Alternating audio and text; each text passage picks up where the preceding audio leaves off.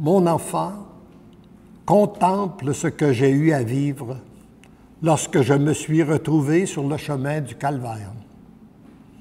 L'essentiel était de demeurer branché sur mon Père pour bien accomplir ma mission, comme il le voulait, lui, et branché sur sa volonté et non la mienne.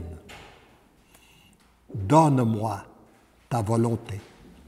Fais-moi confiance.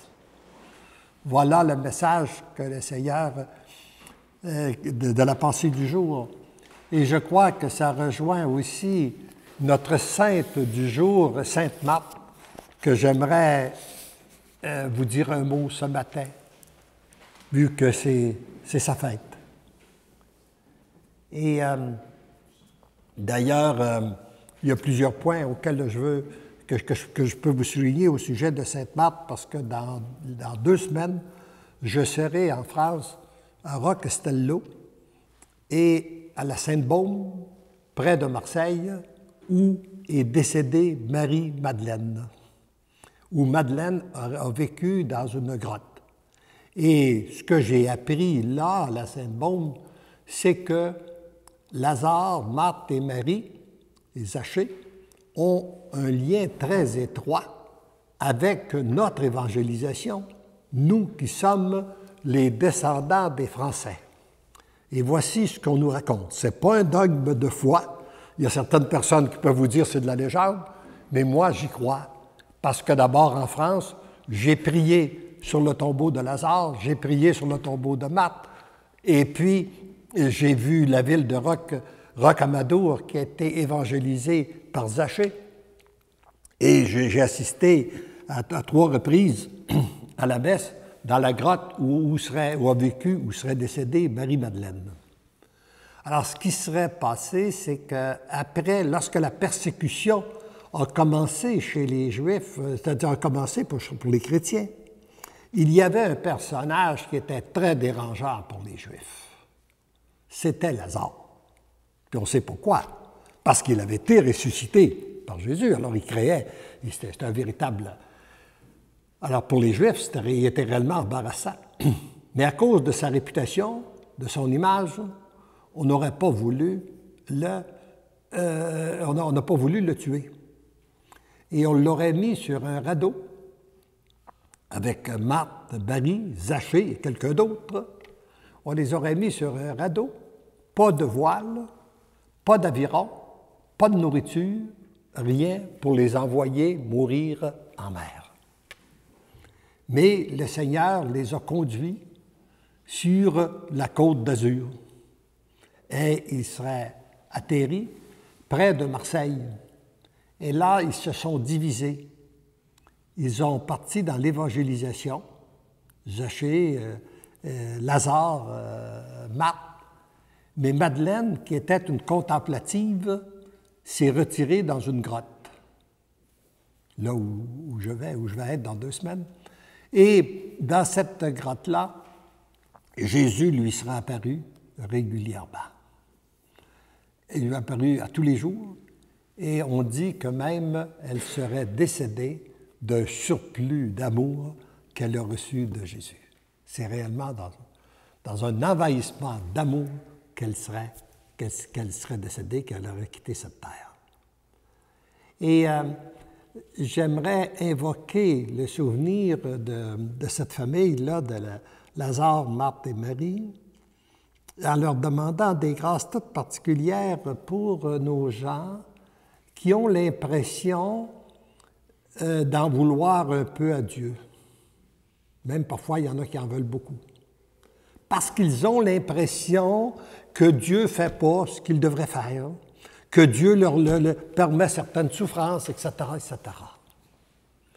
Bien moi, quand si je vis un moment difficile, j'aime me rappeler le souvenir de Lazare, Marthe et Marie. Parce que imaginez ce qu'ils ont vécu. Lazare a été le plus grand ami de Jésus. Lazare a été d'une générosité extraordinaire pour Jésus. Il lui disait, tu as besoin de mon char, tu as besoin de tout ce que j'ai, c'est à toi, prends-le pour l'évangélisation. Il leur a passé une maison pendant un hiver pour qu'il puisse évangéliser ses apôtres, etc., etc. Puis, Marthe était d'un grand dévouement, toujours empressée, qu'on le voit, toujours empressée d'accueillir Jésus, et Jésus aimait se retrouver chez Lazare, Marthe et Marie. Il était bien accueilli. Mais comment vous aimeriez, vous, accueillir quelqu'un, d'avoir quelqu'un qui est votre ami, vous l'accueillez régulièrement pendant des années,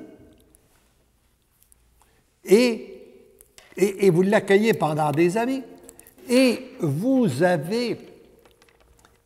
apprenez qu'il guérit des gens partout. Il a même ressuscité des morts. Puis vous êtes malade, puis vous ne guérissez pas. C'est ce que Lazare a vécu.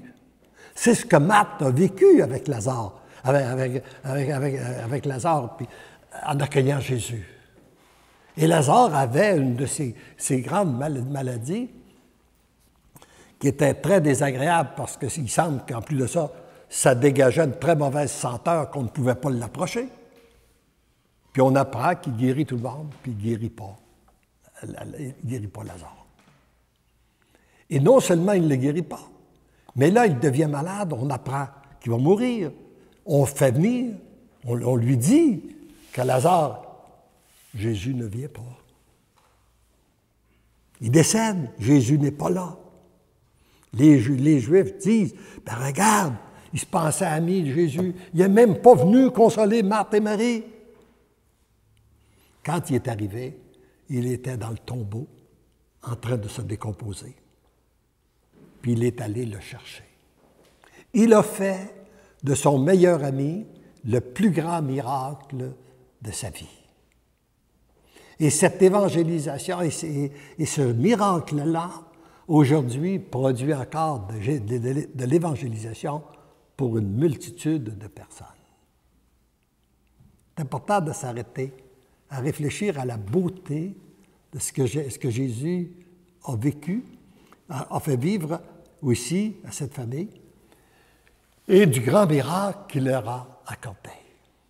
Alors, si vous avez l'impression que Jésus ne vous guérit pas, ou qu'il vous laisse, c'est peut-être qu'il est à vous préparer pour une mission beaucoup plus importante, qui veut faire de vous un miracle beaucoup plus grand.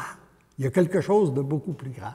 Alors moi, je pense qu'il est important, au début de cette rencontre ce matin, que nous invoquions le souvenir de Marthe, Lazare, pour se rappeler que peu importe ce que nous avons à vivre, peu importe la souffrance qui semble où on croit que Dieu ne répond pas, mais Dieu était là. Jésus a toujours été là. Il n'a jamais retiré son amour. Il a tout simplement retardé d'accomplir un miracle parce qu'il voulait faire quelque chose de beaucoup plus grand. Alors, rappelez-vous ça. Rappelez-vous ça aussi, vous qui souffrez, les parents qui souffrez à la suite de vos enfants, qu'ils ne sont pas suffisamment évangélisés, qui semble que le Seigneur prend du temps à toucher leur cœur. Eh bien, c'est peut-être qu'il veut faire de très grandes choses. Moi, j'ai découvert d'ailleurs quand les enfants étaient jeunes, je croyais que ma mission était de les évangéliser comme père. J'ai essayé, j'aurai l'occasion de vous en reparler, j'ai essayé avec pas de résultat. Selon moi, je n'avais pas de résultat. Mais aujourd'hui, je réalise que le Seigneur s'est servi de mes enfants pour m'évangéliser. Pour découvrir nos limites, découvrir notre faiblesse, découvrir que c'est lui et lui seul qui agit et qui agit en son temps.